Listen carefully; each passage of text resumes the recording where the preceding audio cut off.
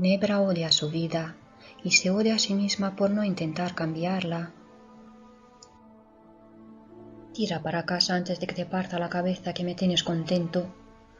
Te voy a dar una bofetada que no te va a conocer ni tú. De vez en cuando el mismo drama, y después el cariño y el desprecio. Él no vales nada, él te lo mereces, él no ves qué daño me haces, él no hay más remedio. Rogelio es calvo, enano y orejudo, y Ginebra le quiere. Rogelio bebe todo lo que puede y más de lo que puede en la mayoría de las ocasiones. Nadie diría que un enano tan débil y canijo pueda tener tanto saque y tanta mano, pero el mal no tiene medidas ni fronteras. Ginebra no se atreve a romper con los ojos morados, las palizas y la violencia verbal que la sacude a diario y que cree natural o incluso merecida.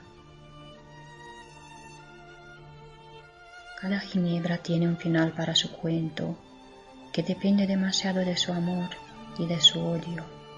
Rogelio siempre es el mismo hijo de puta.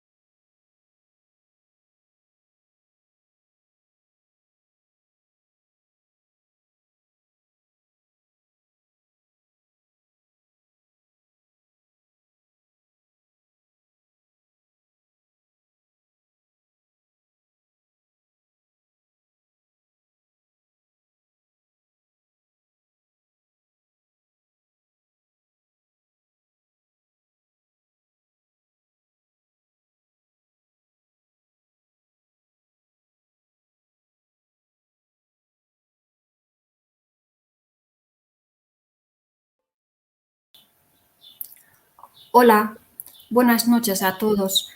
Hoy en el programa TV Radical Dinescu, transmitido desde el Centro Cultural Tierra Tracia de El Ejido, Almería, está con ustedes Lorica Montiano en una nueva edición especial.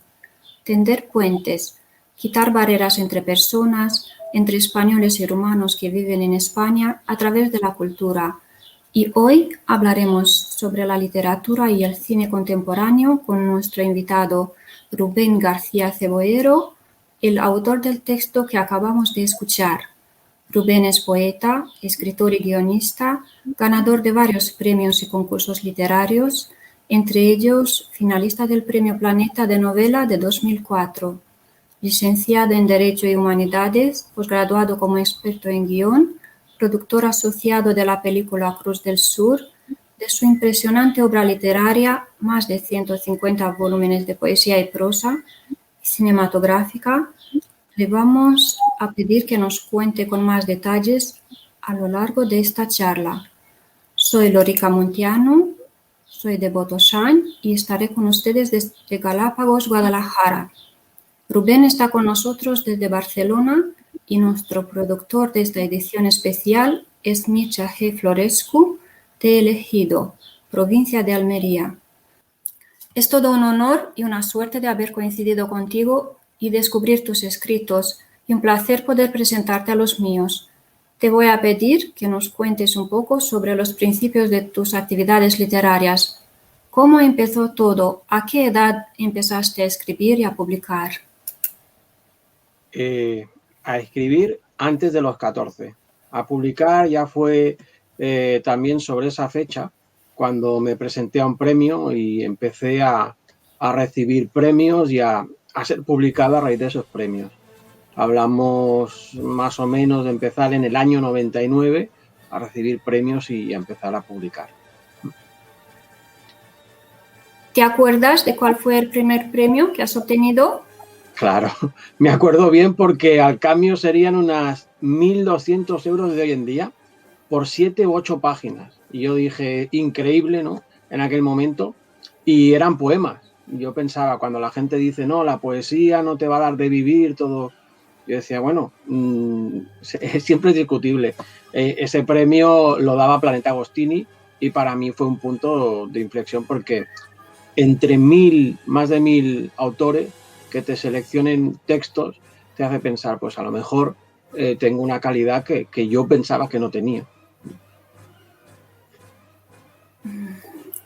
¿Nos puedes contar un poquito cuántos idiomas hablas y en qué idiomas escribes? Los que hablo los suelo hablar mal. No, hablo catalán, castellano, inglés fluido. Luego en el instituto estudié francés, había estudiado griego y latín. He intentado hablar el alemán y el ruso, pero los demás se me dan flojito, flojito. De momento. Ojalá hablase muchos más. Bueno, ¿y escribes en castellano? Escribo en castellano, en catalán y en inglés, por ejemplo, escribí Panzer Chocolate, que es la novela de la película que filmaron. Escribí directamente ya pensando en inglés y en inglés directamente. Pero habitualmente depende del tema, depende del momento, 1000 cosas. Te voy a pedir que nos hables primero de tu poesía, que si nos puedes leer algún poema tuyo que más te guste. Bueno, sería difícil quedarme con uno, pero vamos a coger uno de Después de la tormenta, que es un libro que escribí yendo y viniendo a Barcelona en tren. Aquellas cosas que hay gente que no se puede concentrar en el tren, pues yo aprovecho el tren también para escribir en páginas, ¿no?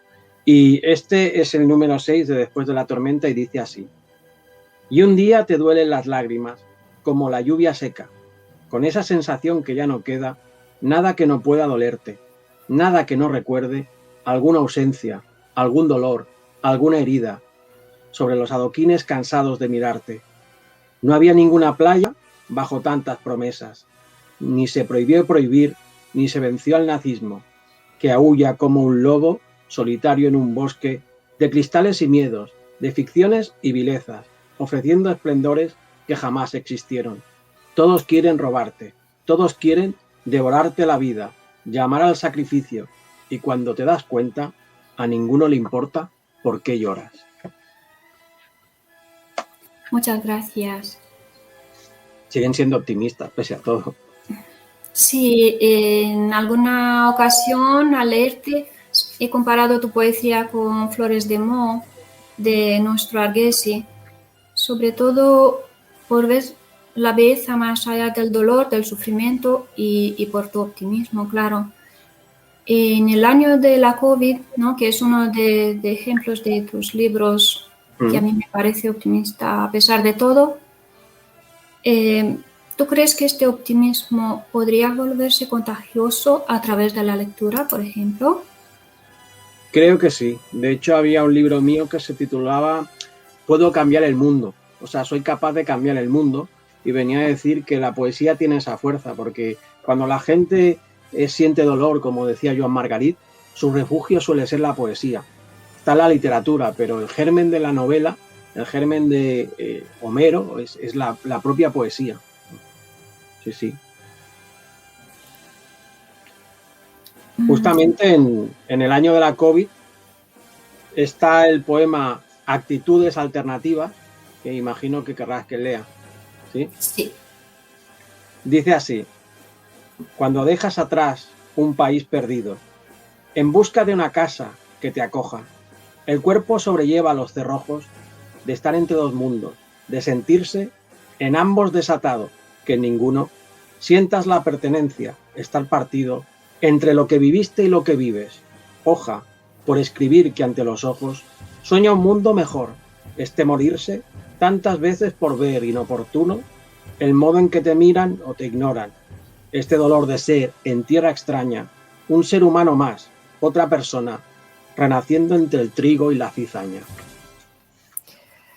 Es lo más bonito que has escrito, según mi opinión. Ya he leído un poquito de lo que escribiste y como está dedicado a nuestro mundo, ¿no?, a los inmigrantes en general, te damos las gracias. Has expresado en palabras tan bonitas un dolor tan nuestro a todos que estamos lejos, ¿no? Y, y sobre el tema de la inmigración ya volveremos a hablar más adelante también. Te quería preguntar sobre el término cosmopolitismo, que parece estar cada vez más de moda, por así decirlo, y quería que me digas qué te inspira a ti. Esa idea de un mundo sin fronteras, por ejemplo, ¿qué te parece? Bueno, hay que pensar que yo, aparte de Derecho, estudié Humanidades y en Humanidades yo siempre reverencié a Zygmunt Bauman y la idea de que es más fácil construir puentes que muros. Sin embargo, el mundo hoy en día está obstinado en construir miedos, en que se limiten y se simplifiquen de manera demencial ellos y nosotros. Esas teorías que en el fondo no construyen ni paz ni nada bueno. Y por eso entiendo que el mundo no tiene otra solución que ser multiétnico, multidiverso y cosmopolita, porque al final no podemos vivir siempre, como diría el libro o el poema aquel, el libro de poemas, esperando a los bárbaros, sintiendo que va a venir una amenaza o que todo lo que viene de fuera es una amenaza, porque al final lo que estamos generando era lo que, como decía antes Bauman, consideraba residuos humanos. Estamos considerando que las sociedades tienen que apartar a la gente que no es productiva para esa sociedad, pero eso es una visión en términos económicos que no tiene nada ni de humana ni de europea, porque la raíz de Europa era una construcción que, si bien su núcleo es económico, perseguía la paz tras la Segunda Guerra Mundial, y en ese sentido no hay mejor antídoto que viajar, que conocer a otra gente, que compartir con otra gente lo que al final es la vida. Es algo tan breve que no vale la pena malgastarlo entre el odio y el rencor. Escribes mucho sobre los temas sociales, son muy recurrentes en tus escritos y esto no contribuye mucho a la popularidad de algún escritor, ¿no? Aparte de pronunciarte en contra de la violencia contra las mujeres, que es un atrevimiento por tu parte, y lo hemos visto en el pasado vídeo, ¿no? Escribes también sobre la inmigración, sus consecuencias, y denunciando injusticias, la corrupción como causa de la pobreza, y este es un atrevimiento aún mayor, poniéndote siempre del lado de los más débiles, poniendo voz a sus sufrimientos, y tus protagonistas muchas veces son personas corrientes, anónimas, olvidadas. Te vamos a pedir que nos cuentes detenidamente sobre todos estos aspectos. Hay unos cuantos. ¿No? El tema social es inherente. Hay que entender también que mi formación viene del mundo del derecho. El mundo del derecho, no en el sentido de que yo quisiera ser abogado. O sea, es algo que yo siempre he querido ser jurista, que para mí hay una diferencia fundamental. Hay gente capaz de defender a otros en situaciones en las que yo, por los motivos que sea personales, no me veo capaz de ofrecer la asistencia que necesitarían. Eso no quita que desde siempre haya entendido especialmente la novela negra como una manera de canalizar la crítica contra aquello que me disgusta. Y en ese sentido, cuando hay ejemplos de violencias de todo tipo, porque ya no es solo contra la mujer, contra la inmigración, entre comunidades diferentes, por la manera de pensar, por las creencias religiosas, pues de alguna manera en mi literatura desde hace, te diré, 32 años, siempre ha habido yo no diría huequecito, porque al final ha sido prácticamente el núcleo, ¿no? Una manera de entender la literatura que obviamente no es una manera comercial. Lo más fácil es obviar temas que puedan molestar a la gran mayoría. Pero yo siempre he dicho que estoy justamente para lo contrario, para denunciar lo que otros no denuncian, para mostrar lo que otros quieren ocultar y para decir que las cosas pueden cambiar si queremos que cambien. Si aceptamos que todo está bien como está, nunca van a cambiar. Así que es una forma de lucha también, ¿no? Sí, hay gente que se manifiesta de maneras violentas, de maneras que yo no comparto, y mi manera de manifestarme siempre ha sido bien, porque uno empieza a ser poeta por el amor. Esto, cuando se es joven, cuando se tienen 15 años, se piensa que una poesía puede cambiar el mundo, y lo hace. También trae problemas, porque normalmente cuando uno escribe poemas de amor, casi todo el mundo o casi todas las mujeres que he conocido pensaban que los escribía solo para ella, y eso suele ser un problema. Pero desde el otro punto de vista, cuando empiezas a trabajar lo que es la novela, distintos temas, te ayuda a entender que debajo de la historia que cuentas hay la posibilidad de que la gente piense, de que la gente pueda decir, ¿por qué sucedió esto? Yo quiero que vuelva a suceder algo así, ya sea en el ámbito histórico, cuando he tratado, por ejemplo, la Segunda Guerra Mundial, o la Guerra Civil, o la Edad Media, o en el ámbito de la novela criminal, la novela negra, cuando uno ve casos de corrupción que en este país son increíbles, o en el resto de Europa, o uno puede ver el trato que han recibido pues la mujer cuando hablamos de la cantidad de muertes, y aún así se niegan, aún así hay partidos políticos que dicen que esto no sucede o que no es tan importante, o que, por ejemplo, nos encontremos con una pandemia que casualmente se acerca al fin del mundo, casi sin quererlo, salió antes de que empezase la pandemia, y ya todos estos temas se juntaban, se apuntaban, tanto por el cambio climático como por las desigualdades que crea el sistema en el que vivimos, ¿no? Un sistema de explotación para el cual el tiempo al final es efímero, todo se tiene que consumir ya, no hay paciencia, no hay una virtud, claro, quizá yo la tengo quizá por la vertiente humanista, por los romanos, los griegos, algo tan sencillo como vivir, o sea, primero vive y luego lo demás, ¿no? Qué bonito.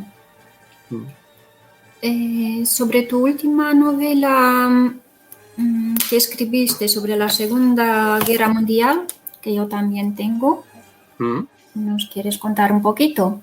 Sí, te iba a decir... ¿Se oye? No sé si se oye de fondo. Sí, se escucha. Lo que hay de fondo es la Sinfonía número 7, la obra 60, ¿no? Es una historia que narra lo que fue el asedio a Leningrado, lo que fue la batalla de Krasny Bor, en la que participó la División Azul, que era una división de, teóricamente, voluntarios españoles en el bando de Adolf Hitler, y por otro lado el ejército ruso en la Gran Guerra, ¿no? La guerra de la madre patria, ¿no? Y era una manera también de enfrentarme a un tema que obviamente era polémico en sí mismo, y que curiosamente la gente ha entendido, o la mayoría de gente que lo ha leído, ha entendido que incluso en un tiempo tan brutal, en un tiempo de contrastes tan altos, podía haber una manera poética o bella de explicar una historia que pudiese ser una metáfora también de lo que vivimos hoy en día. Hoy en día la gente puede seguir eligiendo entre el odio o el amor cada día. Y algunos eligen odiar sin motivo, o por el motivo que les han inventado o que han aceptado, sin criticarlo, sin pensarlo, y otros piensan, ¿por qué motivo voy a tener que seguir yo esclavo de ese odio que simplemente repite patrones de perseguidor o de víctima, ¿no? O incluso de salvadores? No estamos aquí para salvar al mundo. El mundo o se salva solo o se condena. Pero yo quería que mis personajes en el frente de Leningrado mostrasen esa posibilidad que hay de elección, y también que mostrasen cómo algunos de esos personajes estaban condenados a la destrucción. O sea, el hermano de la protagonista va a morir seguro, reconcomido por ese odio. Un odio que podemos entender, porque estamos hablando de una guerra, la Segunda Guerra Mundial, en términos económicos, de cifras, brutal, o sea, increíble, que es prácticamente difícil de explicar. Claro, ¿de dónde nace toda esta voluntad mía de narrar algo tan simple como un par de días, 2 días, 3 días de la vida de muchísima gente, ¿no? Pero concentrada en algunos personajes? pues nace de esa idea de intentar ser objetivo también, porque era ponerse en la piel de alguien que podía estar muy distante de quien pueda ser yo hoy en día, ¿no? Y a través también de la documentación, porque mucha gente cuando dice, bueno, es que para escribir sobre este tema te lo has inventado. No, llega momentos a decir, yo puedo haber inventado según qué cuestiones, porque no había información, pero cuando hay información, siempre respeto la información, incluso la opinión que podían tener de los hechos distintos bandos, ¿no? Y eso es algo que ya había hecho, por ejemplo, en Ebro 1938, o en Nadie gana una guerra, aunque a veces la sensación que pueda tener el lector o lectora siempre está condicionada por sus propias vivencias. Yo siempre he dicho que tú dices blanco y siempre habrá alguien que diga, bueno, para ti, ¿no? Verá gris, verá negro, ¿no? Eso es imposible de conseguir, ¿no? Conseguir que la narración sea objetiva del todo, porque al usar un lenguaje que no es el tuyo, que es el de una época, se supone, diferente, pues entras en ese riesgo, ¿no? Pero sobre la nieve roja al final es una experiencia. Al final tiene que ser algo que pueda cambiar al lector o a la lectora, que le pueda decir, yo no me imaginaba que esto era así. Bueno, creo. Lorica, tú también puedes decir qué te pareció. Lo que voy a decir es que es mi preferido. De momento queda mi preferido, aunque he leído otros. Es muy especial, muy recomendable, distinto a todo lo que me imaginaba que puede ser una novela sobre la guerra, ¿no? Que no nos gusta tanto, pero a algunos digo, pero es que es totalmente especial, así que la recomiendo a todo el mundo. Y bueno,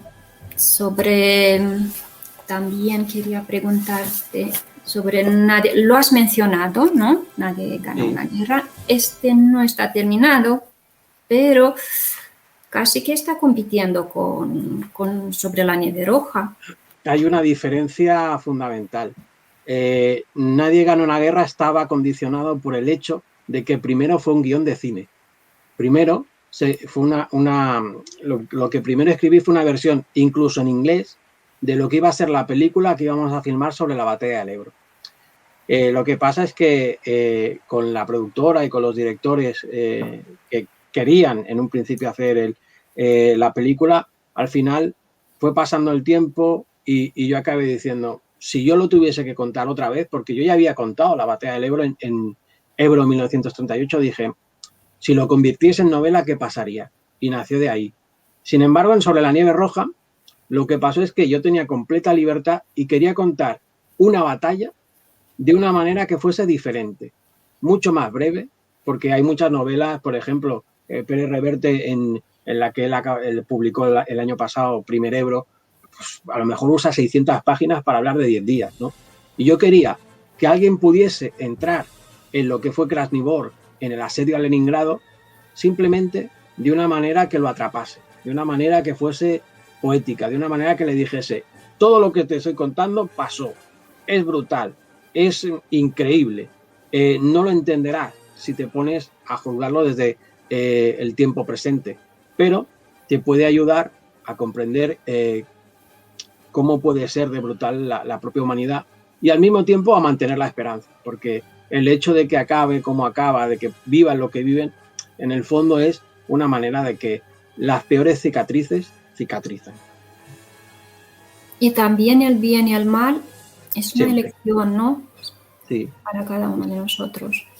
Claro, hay que pensar que, por ejemplo, en Nadie gana una guerra, lo verás al final. No te contaré el final, porque sé que lo estás leyendo, pero es como en Se acerca el fin del mundo, que también hay esta lección al final, como había pasado, por ejemplo, en La bala y la fosa, se ve mucho mejor. La bala y la fosa es la novela que escribí a partir del cortometraje con el que hice el máster de guión. Yo quería hablar de la memoria histórica, pero no de la manera en que se había hablado. Luego hay quien me critica porque dice que solo hablo en esta historia, por ejemplo, de las fosas comunes de los republicanos. Pero decía, yo no tengo ningún problema en hablar de las fosas que hubiera de los nacionales, de Paracuellos o de lo que sea. Pero en este caso, yo hablaba de casos que tenía más cerca, de gente que no había podido sacar a sus familiares, por ejemplo, de El Valle de los Caídos, hablaba de temas y por eso hablé de una manera quizá más personal. A veces no sé si decir que haya bromeado con según qué tema, porque por ejemplo en 9N, Matar al Presidente, que habla del tema de la independencia en el año 2014, casi se habla más de fútbol que de lo que está pasando, ¿no? Pero era una manera a veces hay que entender también que tenga este lado cabra, como digo yo, de reírme un poco en el sentido de decir, no os des cuenta de que a veces discutimos por tontería. A veces las cosas importantes, las cosas que a la gente le interesan, las cosas que realmente te enfrentas o te cabreas con un hermano, con un familiar, por tontería, que cuando pasa el tiempo dices, ¿por qué? ¿Para qué? ¿No? Y yo siempre pues recomiendo eso, que sonreír más, dar gracias cada día y entender que, en mi caso, yo me ahogué en el año 94, estuve 10 minutos bajo el agua, o sea que todo lo que viví a partir de entonces, curiosamente el 16 de julio, me parece un regalo, o sea, cada día me parece un regalo.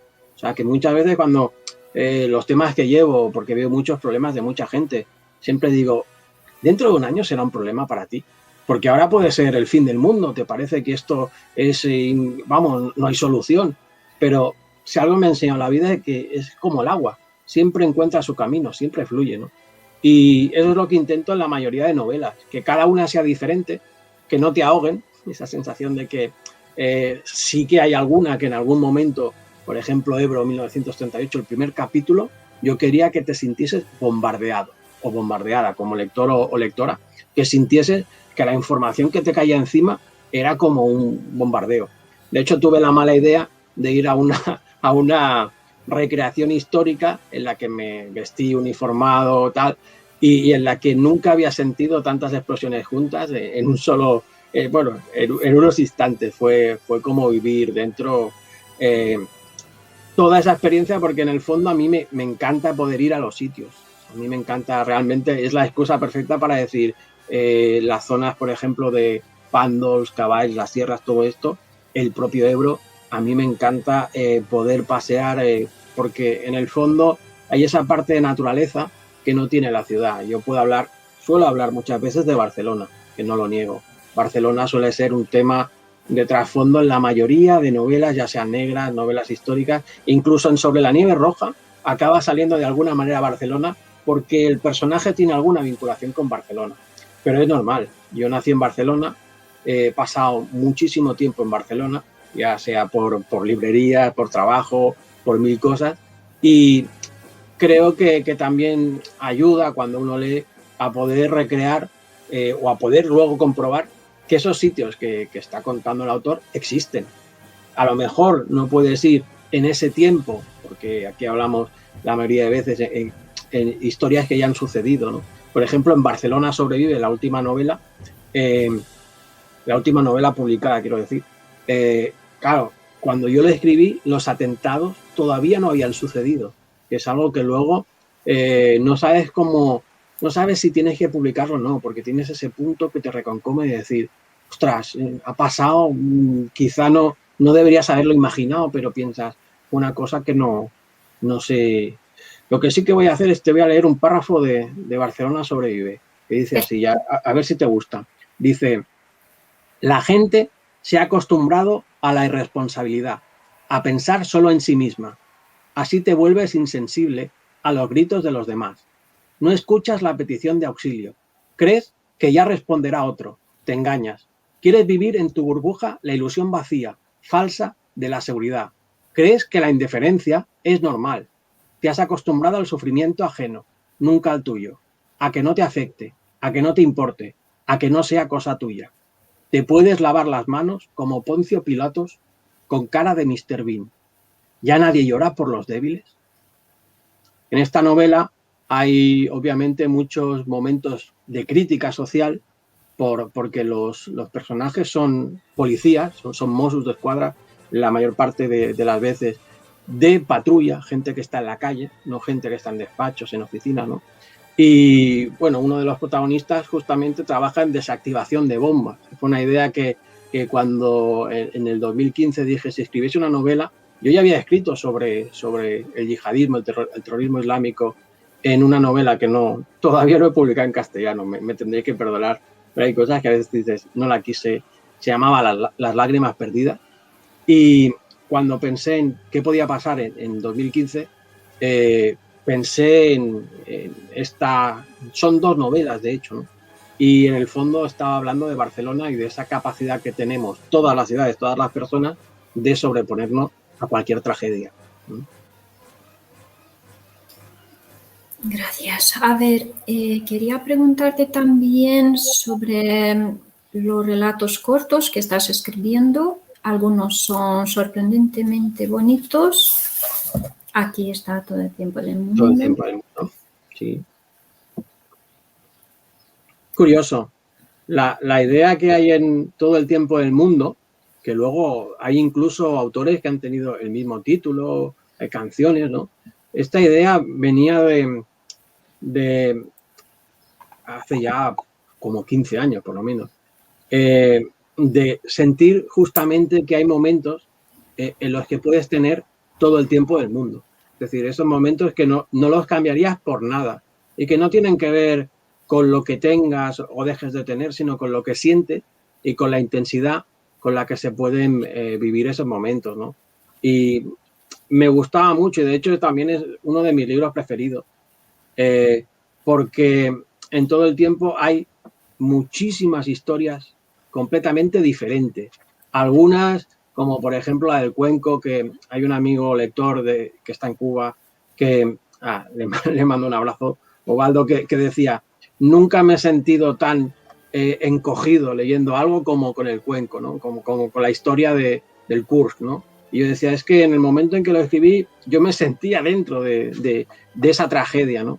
Y claro, hay muchas historias. Yo sé que te gusta esta, la voy a leer, que es La soledad del centinela, dedicada a Carlos Zanón, gran poeta que luego fue o ha sido conocido como novelista, y yo se lo dedicaba por Genghis Khan, que era uno de sus libros de poesía que había escrito. Dice así: las montañas se recortaban bajo un cielo de pálida frambuesa en lontananza. El centinela veía fantasmas en todas las formas de la noche y tuvo que contarse a sí mismo una historia inventada para cuando no se tiene nada que beber. Es la historia de un vino, que era uno de los mejores vinos que jamás se hubiese cultivado. Costó mucho embotellarlo. Una vez embotellado, resultó imposible descorcharlo. Todo el mundo sabía que era el mejor caldo de la historia. Se sabía como cuánto amor lo habían criado en las mejores viñas, y nadie dudaba de su suprema calidad. Sin embargo, sus cultivadores solo podían pasearlo, mostrarlo y afirmar su innegable excelencia. Nunca paladar, olfato o tacto lograron gozar de su líquido cuerpo y sus alcohólicos efluvios. Desde entonces, algunos centinelas y algunos poetas saben que a veces lo mejor de lo mejor nunca logra salir de la botella. Curiosamente, luego las novelas de Almogávares, las de la trilogía que son Galípoli, que habla de las mujeres en la Edad Media, Rocafort, que habla de la venganza, y Almiros, que habla de la batalla de los almogávares contra las tropas francesas, en ellas hay un personaje que se dedica a vender vino en aquella época. Siempre he tenido algún punto. Es curioso, mucha gente que si ha leído distintas obras mías verá que a veces personajes que están en una te pueden aparecer en otra de otras maneras. Por ejemplo, en Ebro 1938, bueno, el caso más raro es que me puse como personaje en La Vale la Fosa en plan irónico, un poco como aquello, como pasó en la que dentro de nada la tengo que revisar para publicarla, el mal vecino, ¿no? Y también en Forestales en Polonia, donde me asesiné, que eso es algo raro. No sé si algún psicólogo tendrá que mirarlo, pero de la experiencia que viví, escribí una historia en la que lo primero que sucedía era que a mí me asesinaban, ¿no? Y era por algo que, bueno, dio lugar a esa historia que hablaba de incendios, que hablaba de cosas que, por desgracia, el tiempo confirma, ¿no? Que a veces las decisiones políticas no suelen ser las más sabias, pero bueno, daría para otro tema. Quizá por todo eso no suelo ser muy popular. Ya lo sé. Y sobre el cine, ¿qué nos puedes contar? Ahí sí que tienes algo para nosotros, ¿no? Sobre la inmigración, sobre todo. El cine es algo de loco, sí. Primero, Cruz del Sur es una historia que habla de la inmigración, pero habla también desde el punto de vista de la comedia y del drama, porque uno se imagina con la mayor esperanza que llega aquí a España y va a encontrar trabajo, que todo le va a ir bien, que va a ser fenomenal. Bueno, llega a Barcelona, ¿no? Y la realidad es que no encuentra lo que busca, que a veces descubre que lo que estaba buscando ya lo tenía en casa, que echa de menos aquello que antes no valoraba y que puede vivir, que es cierto que en la película y en la novela se viven historias increíbles, simplemente con el día a día, con algo cotidiano, porque no es una película de efectos especiales, tiene la fotografía muy bien cuidada, eso sí, pero no se buscaba una historia en la que todo fuese grandilocuente, ¿no? A mí me encantan los personajes, digamos, que la historia olvidaría. Por ejemplo, en Ebro hay un momento en que sale mi abuela cuando era pequeña y te está contando algo como era ella, ¿no? Pues me encantan esos detalles, me encanta esa manera de decir, por ejemplo, en Barcelona Sobrevive hay momentos en que me acuerdo de el señor Julián, que en paz descanse, que murió durante la pandemia, ¿no?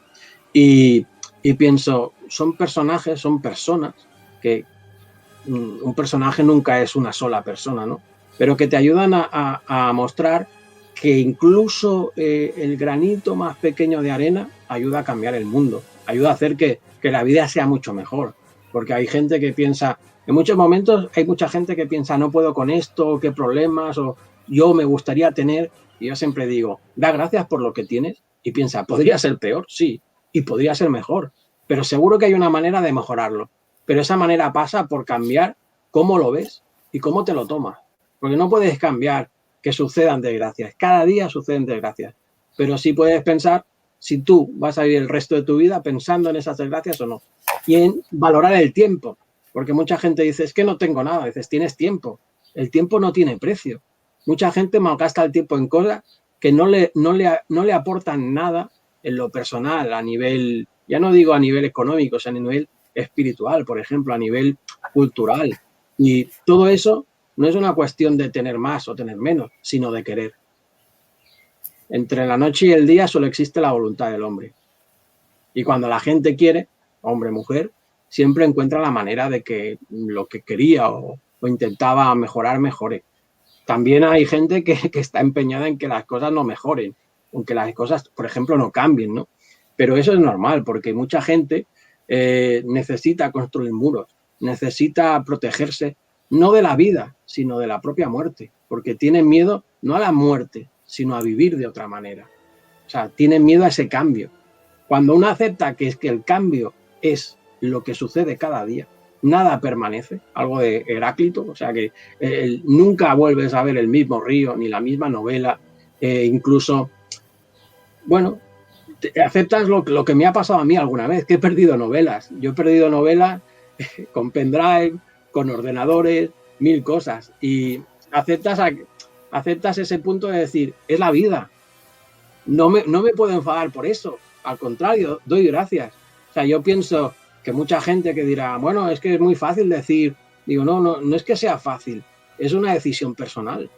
¿Qué gano yo enfadándome porque perdí una novela en la cual salía Arnie, por ejemplo, el personaje de Sobre la nieve roja, salía cuando ya era mayor, cuando ya era un abuelo, ¿no? No puedo ganar nada. O sea, yo tuve la experiencia de escribir esa novela, igual que tuve la experiencia de la película de Cruz del Sur o de Panzer Chocolate, todas esas novelas, igual que he tenido algunos libros de poesía que no te enfades, Lórica, pero están perdidos.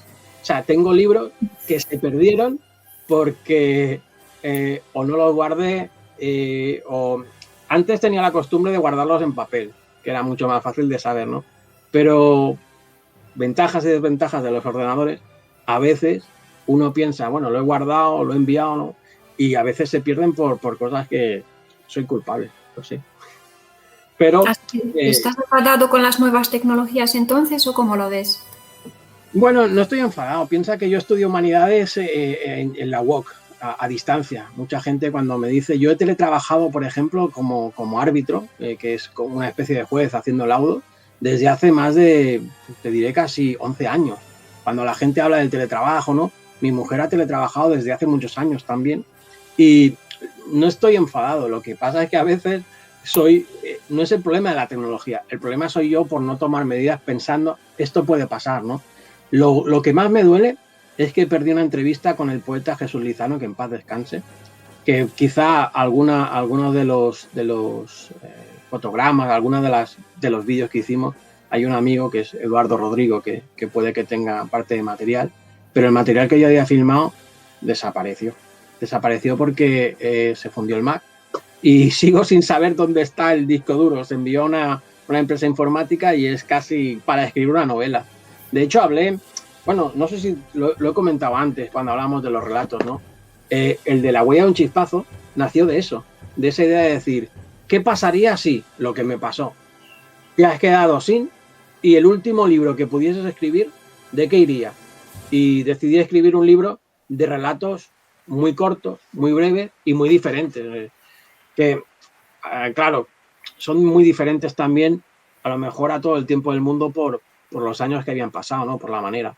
Y justamente yo escribí La huella y Después de la tormenta. Fueron los dos libros que escribí. Si tuviese que guardar un libro de relatos y un libro de poemas, ¿no? Y obviamente después dije, bueno, también tenía en el cajón Sobre la nieve roja y fue cuando dije, tendría que publicarla. Y aún quedan. Tengo una novela de romanos que está en el cajón también, una novela negra que está en manos de una editorial, que eso ya no depende de uno. No sé si sabéis que cómo va. Los catálogos te dicen lo que quieren, lo que no quieren para un año. Y yo nunca he tenido ni la obligación, quizá moral sí, pero no comercial. Nunca me he sentido tengo que vender tanto, o si vendo tanto soy muy bueno o soy muy malo. Tengo amigos que venden mucho, amigos que no venden nada y yo me siento igual de feliz con todo el mundo. A mí lo que me gusta en verdad es hablar, leer y hablar, porque escribir suele ser un sacrificio según a qué horas, pero suelo tener una constancia para llegar a completar distintas novelas. De hecho, tengo novelas pendientes sobre la Segunda Guerra Mundial y otros temas, pero bueno, sobre el tema de la violencia, el del mal vecino sí que hablaba bastante, y además el tema de la inmigración es algo que yo he tratado de cerca por lo que decimos, por temas como jurista, por dar opinión también y por el día a día. Pero bueno, eso es algo aburrido. La mayoría de la gente dice no le presta atención o te dice no tiene importancia. ¿Por qué? Porque la mayoría de gente no quiere entenderlo. No quiere pensar que uno no se va de su casa o de su tierra porque le apetece. Yo que he tenido familia que en su momento emigró a Alemania, que han vuelto, o que se fue a Francia por temas en la guerra civil y no volvieron, casos así, o que he viajado, porque yo, por ejemplo, he tenido la suerte de estar en Estados Unidos, por ejemplo, o ir a Alemania o a Grecia o a Italia, a distintos sitios. Cuando estás fuera de lo que es tu hogar, de tu casa, no lo valoras igual. Y además, también hay que ver cómo te pueden tratar a ti fuera. Y yo siempre he pensado que cuanto mejor tratas a la gente, al final, mejor vas a sentirte. Y al final, el rey y el peón vuelven a la misma caja. Otra cosa es que haya que poner normas y haya que tener un sentido de lógica y un respeto también entre valores, porque uno no puede convivir pensando que está en la razón de todo, que no se equivoca, que lo que dice es perfecto, ¿no? Yo al contrario, yo lo que más me gusta, en las redes sociales te pueden decir de todo, pero yo he hecho muchas amistades con gente que piensa seguramente muy distinto a mí o que vive también muy distinto a mí, pero que también aportan y reciben en el día a día, pues a veces porque hagas broma, porque seas más serio o menos serio, pero que no tienen en la cabeza algo que no sea lo más sencillo, que es vivir y dejar vivir. Claro, muy bonito esto.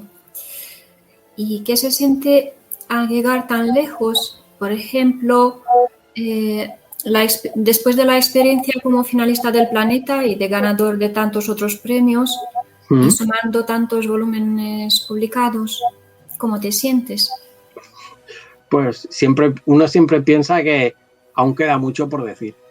Y luego piensa, tengo un poema que decía que no me da miedo que me hayan premiado, ¿no? Lo que me da miedo es no saber por qué lo han hecho, ¿no? Porque la mayoría de gente se queja, es que a mí no me han premiado, no me han dado el premio tal. Y yo siempre pongo un ejemplo que es hace como 19 años me presenté a un premio de poesía en catalán que ganó Martí Pol, que vendría a ser como el Messi de la época entonces en materia de poesía aquí. Y dije, claro, no puedes pensar que era además el segundo libro de poemas que escribía, creo, en catalán, que vas a estar a la altura de alguien que lleva toda la vida haciendo eso, pues igual no. Pero decía, nada me va a quitar a mí el derecho a sentir que no necesito los premios para escribir. Que hay gente que al principio dice, no, va a ser mucho mejor porque tiene un premio. Yo digo, yo sobre La nieve roja no tiene ningún premio y no siento que sea menor a otras novelas que he escrito, ni mucho menos. Simplemente yo no he decidido presentarlas o he pensado que no lo necesitaban, que se defendían solas. Que para mí es importante que una novela se defienda sola. Que tú entres y digas, ostras, me siento bien cuando acabo esta novela, digo, ¿por qué no hace más? ¿No? Es ese punto de decir, ojalá, ¿no? Y los premios es cierto que te dan pues un reconocimiento, te ayudan a que tengas más lectores, a que gente descubra que fulanito de tal, que ha ganado tal premio, o que no. A veces hay decepciones en los premios. Yo siempre suelo decir que depende, ¿no? Hay gente que no entiende que seas finalista o que ganes tal premio, también es respetable. Y luego está el tema del cine, que el cine te da pues otra visión, otra manera también de enfocar. Porque claro, cuando hablamos, por ejemplo, me han hecho una película, estamos hablando de millones de euros, que cuando uno lo piensa, es como cuando dice el fútbol, que hablan de esas cantidades increíbles, piensas, es completamente ajeno a la realidad. O sea, la gente normal luego irá a ver la película o no, porque en este caso el primer fin de semana ya estaba pirateada. Y yo, en vez de enfadarme, lo primero que le dije a los directores, dije, eso es una señal de que gusta, de que hay interés, porque el primer fin de semana estaba ya, vamos, pirateado, ¿no? Pero aparte de lo que te ha dado como experiencia, tampoco te ayuda a que lo que vayas a hacer sea mejor o peor. Simplemente te da una cierta tranquilidad, seguridad, amistades, que eso es impagable. O sea, si por ejemplo algo me abrió el cine, es estar en Cannes, por ejemplo, pues según dónde, según con quién, no deja de ser una experiencia, ¿no? Y luego poder hablar con mucha gente a la que le gusta escribir es algo que en club de lectura, en talleres, yo siempre he hecho. Desde el principio, a veces he tenido más o menos suerte. Por ejemplo, en el club de lectura que llevaba en Sant Sadurní d'Anoia vino alguna vez el Joan Margarit. Cuando la primera vez dije, bueno, es que un poeta así, me dijeron, no va a venir nadie. Y fue la vez que yo he visto más gente en un recital de Joan, ¿no? Y cuando presenté Ebro, por ejemplo, en lo que hoy sería la Casa del Libro en Barcelona, tuve más de 100 personas en la presentación de Ebro y se vendieron más de 100 ejemplares, que eso sí que fue la primera vez que yo aluciné porque decía, pero si no me conocen, yo iba diciendo, yo firmo, pero si no me conocen, decía, ¿no? Y bueno, con todo el tiempo del mundo también me pasó en Sant Jordi, aquello que uno empiezas a firmar y ves que la gente empieza a hacer cola, ¿no? Y claro, tú vas firmando y dices, pues muy bien, ¿no? Pero era un poco, porque yo siempre he dicho que lo importante es que al final la gente se lo pase bien con lo que ha leído, con lo que hace, con lo que le deje, ¿no? Es como toda la gente que ha leído El año de la COVID tiene luego un punto de esperanza que decía, no me lo esperaba, ¿no? Y decía, bueno, pues esa era mi idea, de decir, tener un recuerdo también de que el año no fue tan malo, pese a todas las desgracias, porque no lo niega y a veces hay momentos en que piensas, ostras, fulanito de tal también murió, ¿no? Y esto también pasó, ¿no? Pero yo siempre le intentaba ese punto de decir, sí, es la vida, o sea, no hay nadie que no vaya a morirse. Lo triste no es cómo mueres, ¿no? Si lo triste es que no seas capaz de ver cómo vives o cómo malvives, porque hay mucha gente que piensa que está viviendo porque tiene muchas cosas, pero dices, tener algo no quiere decir disfrutarlo. Tener una casa no es tener un hogar, tener un reloj no es tener tiempo. Por eso uno puede tener dinero y no vivir, no disfrutar, no compartir, ¿no? Y al final la literatura está hecha para ser compartida. Rubén, ¿te imaginas la vida sin poder escribir? Para mí no sería vida. A ver, yo tengo mi trabajo, tengo mi familia, tengo 1000 cosas, pero siempre escribo. De hecho, estaba pensando, la entrevista que hice hace unos días, que tiene que aparecer, supongo que esta tarde o mañana, a otro amigo autor, a Tony Hill, ¿no? Otra gente, es porque a mí me encanta escribir de distintas maneras, bien sea a través del propio periodismo, el ensayo, la novela, la poesía, ¿no? El relato breve, pero yo soy incapaz de imaginarme un día en el que no escriba. Otra cosa es a qué horas escribo, que eso hay mucha gente que no lo entiende, porque hay gente que dice, bueno, hay quien tiene una rutina y hay quien se organiza como puede. Yo suelo ser, como digo, soy más bien de la guerrilla cabra, porque puede ser que a las 2, las 3, las 4, incluso yo he escrito un poema o un libro, incluso recuerdo un libro entero en una noche, un libro de poemas en una noche. Claro que luego lo dejaré en un cajón y puede que pasen un montón de años, ¿no? Hasta que lo vuelva a retomar y diga, ¿estaba bien o estaba mal? Porque yo soy de los que cree que el mejor juez es el tiempo. Que uno escribe algo, cuando pasa el tiempo, si aquello sigue funcionando, había algo de verdad. Si no funciona, no. Por eso tengo un montón de títulos, pero tengo muchísimos más no publicados o por publicar. Y luego está, ¿por qué he publicado, por ejemplo, con Amazon? Que hay gente que me pregunta. Pues porque yo lo encuentro, a pesar de que hay amigos que lo pondrán a parir o que me dirán que no es así y tal, yo creo que es otra manera de que la gente tenga acceso en todas partes, porque no es solo aquí. O sea, yo puedo tener amigos que estén en otros países y de esta manera es mucho más fácil. Claro que hay un sistema editorial que va a querer siempre que todo siga igual, ¿no? Y que va a defender con justicia su calidad, no lo discuto, pero el libro digital para mí fue la oportunidad de ser leído muchísimo más. Y aparte de eso, la oportunidad de poder tener otra relación también con los lectores y lectoras. ¿Podrías adelantarnos algo sobre tus proyectos de futuro? Bueno, como comentaba antes, está la novela sobre la época romana, una novela ambientada aquí en España, que está escrita, o sea, ya está. El tema es, no sé cuándo se publicará, quizá en unos meses. La otra novela, en teoría, depende del catálogo de una editorial para el año que viene, que es una novela negra, en la que sí que hay temas de inmigración, pero sobre todo de violencia hacia la mujer, la trata de mujeres, ambientada en la parte de África, Nigeria, ¿no?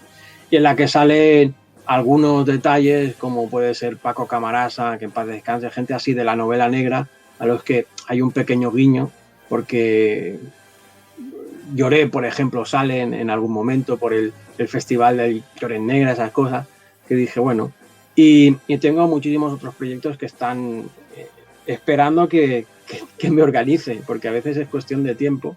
Las traducciones que decía, por ejemplo, antes, acabé la de Barcelona Soroide, pero he tardado 4 años en hacer esa versión, esa traducción, que dices, rápido no soy. A pesar de que la gente me dice, escribe mucho, no sé qué, yo siempre digo, rápido no soy. Tengo 1000 cosas siempre, 1000 proyectos, y hay otros proyectos, porque no es uno solo, que hablan también de guerra civil o de Segunda Guerra Mundial, pero siguiendo el consejo de alguien, no diremos quién, intentaré que no hablen de la guerra. Aunque pasen en la guerra, acabarán hablando de otros temas, porque eso es algo que también con el tiempo te das cuenta de distintas novelas que han hablado de la guerra, no hablan de la guerra en sí.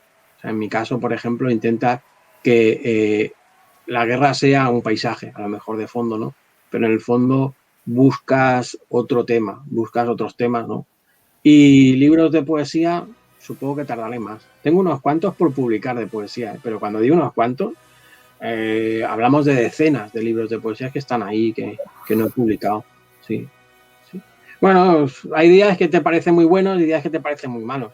Eso es decir, ¿por qué no se han publicado antes? ¿O por qué? Pues, por ejemplo, el libro de La luz de nuestras vistas, que fue finalista, bueno, no finalista, ganó el premio de Sardañola, el Divendas Cultural. Lo publicó la Autónoma en su momento, pero en papel ahora no lo encuentras. Y pensaba, pues igual hago una edición, ¿no? Se prepara una edición con fotografías o cosas así que diga, algo así como una celebración. Lo que es seguro es que para noviembre habrá sorpresas, porque a mí me encanta cuando cumplo años que pase algo que nadie espere, ¿no? También tengo una novela sobre el 1 de octubre que está en el cajón y seguirá en el cajón yo creo que bastantes años, porque el tema era delicado, ¿no? Y bueno, por lo demás, aparte de la novela histórica y la novela negra, hay una novela romántica por ahí, porque hay quien me dice también, escribe otra cosa, ¿no? Y esta es una novela romántica a partir de un guión que escribí yo hace años y que no se filmó porque yo quería ser el director de esa película. Esas cosas que dices, claro, que si no te mueves es imposible que la dirijas. Luego pasa eso que yo lo haría, pero luego lo pienso y dices, qué locura ponerte a dirigir una película, producirla, todo lo que lleva, ¿no? Pero bueno, si alguien algún día está muy aburrido y dice, quiero un director que esté como una cabra para hacerlo, ahí estaré. Sí, sí. Bueno, y estoy abierto a sugerencias. Aparte de en regaloperfectopara.com habrá un montón de cosas, sorpresas seguras. Ahora te voy a pedir que mandes un mensaje final a los hermanos que viven en España y especialmente a nuestros anfitriones de Andalucía. Bueno, lo primero que yo no he contado, que mis suegros viven en Andalucía y que suelo ir a Andalucía algunos veranos, no todos, no siempre se puede porque los últimos con la COVID y demás ha sido imposible, ¿no? Pero muchas gracias, ha sido un placer y la repetir. Pues hasta aquí el programa de hoy. Le damos las gracias a Rubén por la amabilidad de responder a nuestra invitación. Un placer escucharle. Nos despedimos de ustedes y os esperamos a todos quienes quieren entrar en el programa Radical Dinescu con Lorica Munteanu y Mircea G. Florescu en el Centro Cultural La Tierra Tracia de El Ejido, Almería. Les deseamos a todos que estén bien y que sean felices. Buenas noches.